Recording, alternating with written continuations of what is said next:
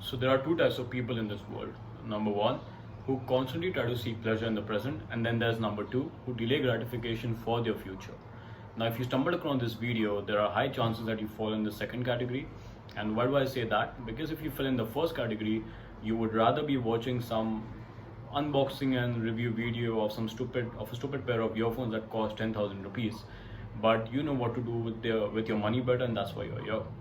So welcome back to my channel, guys. If you're new here, let me tell you that my name is Pratik, and this channel is around personal finance. Now, this video in particular is going to be around how do you invest 10,000 rupees. So I'm going to discuss 5 different avenues in which you can invest 10,000 rupees. And towards the end of the video, I'm also going to drop a bonus tip. So I would highly suggest that you stick till the end of the video. I can assure you that you'll find a lot of value in this.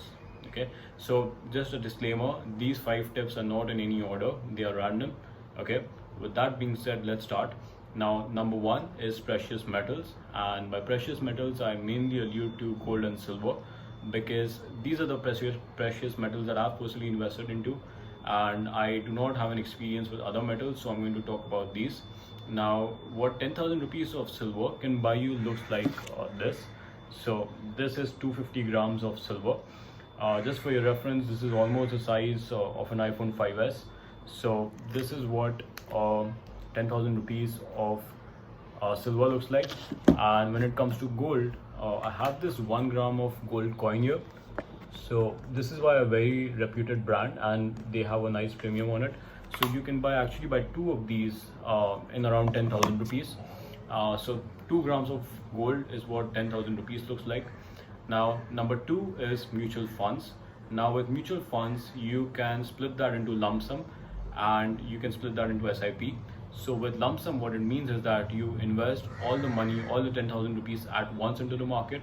Now, that is not something that I've ever done, or I probably won't even ever do that, because with lump sum, what you're saying is that you know how to time the market, and you're calling the bottom, so that you think this is the bottom, and then you invest money and then it's going to go up. But what if the market takes a hit after you invest lump sum? So I think this is very important to mention here, that Warren Buffett, in his recent AGM of Berkshire Hathaway, he very clearly said that he does not know what is going to happen with the market tomorrow, a week from now, or even a year from now.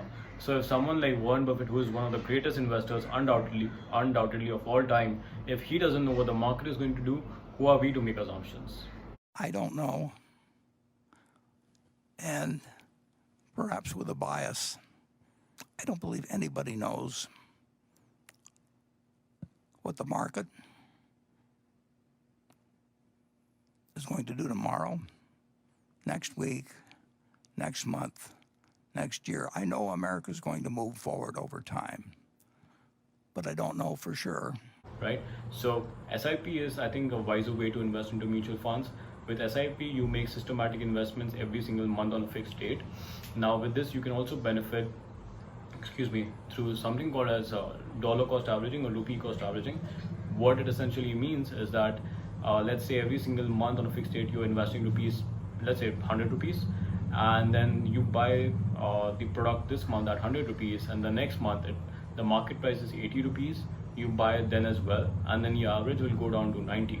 So whenever the market goes down, your average also goes down, the market goes up, your average also goes up, and in this way you always maintain a certain amount of margin of safety. Okay. Number 3 is very related to what we spoke about earlier. It's directly investing into equity shares. Now, this is the riskiest thing in my list. So only if you understand the market, if you've done your research, if you've done your reading and your experience, should you invest into the market directly via equity shares. If not, then I would highly suggest that you do some reading, you understand whatever company you're investing into. Do not do it because someone else is doing it or someone else is asking you to do it. Do it because you've studied the company, you've read their statements, you understand the company, you understand the sector. And so there needs to be a lot of research that goes in before you buy a company directly. All right, so that is number 3. Number 4 is something called as fixed deposits. Now, contrast to what I spoke about in the point 3, this one is the most safest way of investing rupees 10,000. Now, I say safest, but then these days, so I'm talking about fixed deposits, right? So banks these days cannot be really banked upon because of what has happened recently. You've seen banks defaulting on their interest rate payments and banks going bankrupt. So it's not exactly safe 100%, but then comparatively it's less risky. All right. So I'm going to put a screenshot from one of my bank accounts of how much they give in terms of returns for different durations, so you can get an idea. Now this is just one of my bank accounts. It's very possible that the rate of interest will be in this neighborhood, between 5 to 6% per annum, depending on what bank account you go with. But that's the average going on right now. So let's say you invest 10,000 rupees for 1 year, you will make somewhere between 5 to 600 rupees. Okay, so that's number 4. Now number 5 is probably one of the best sources of avenues of investment, and which is in your own business. Now you may or may not have a business. Now if you do have a business, so this is basically capital, right? Because if you have your business, you can invest 10,000 rupees into your business to just double down on things. So you can buy more raw materials, you can improve different operations that you have using those 10,000 rupees. And if, let's say, I'm assuming that most of you guys do not have a business of your own, so you can definitely use this money to start a business. There are hundreds of ideas out there. You can start anything that you would desire and think that is best for you. Now 10,000 rupees might not be enough, so you might have to save a little bit more depending on what business you're going with, right? And how capital intensive it is. So that is number 5. And the bonus tip that I wanted to talk about is, guys, this is very important. So all of these things that I spoke about earlier, you should do it only when you have reached a certain level, and then you have a stable source of income and whatnot. But if you're very young, okay, if you're between 17 to, let's say, even 22, you should be investing into yourself. That is where your money should be going.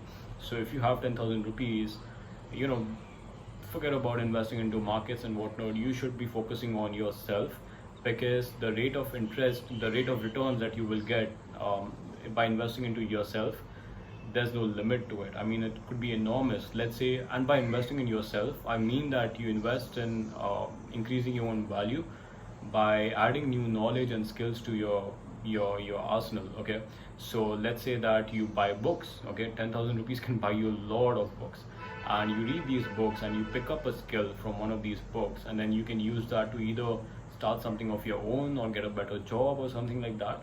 So the rate of return here is just huge. Okay, you can also invest into different courses, Udemy, Coursera, and there are so many different options out there. So you can invest in one of these and definitely benefit from that. So again, I cannot stress this enough. Number 1 way that you should be investing your money is, first of all, into yourself, and then you can just start diversifying a bit once you have a stable source of income. So that's about it, guys. If you have any questions, do let me know in the comment section. I promise I'll get back to you as always. And also, if you have any video suggestions for me, or is there anything else that I can help you with, please let me know. And a lot of these things that I discussed, I have separate videos just dedicated to each one of these, so you can check that out as well. Thank you so much for watching. Cheers.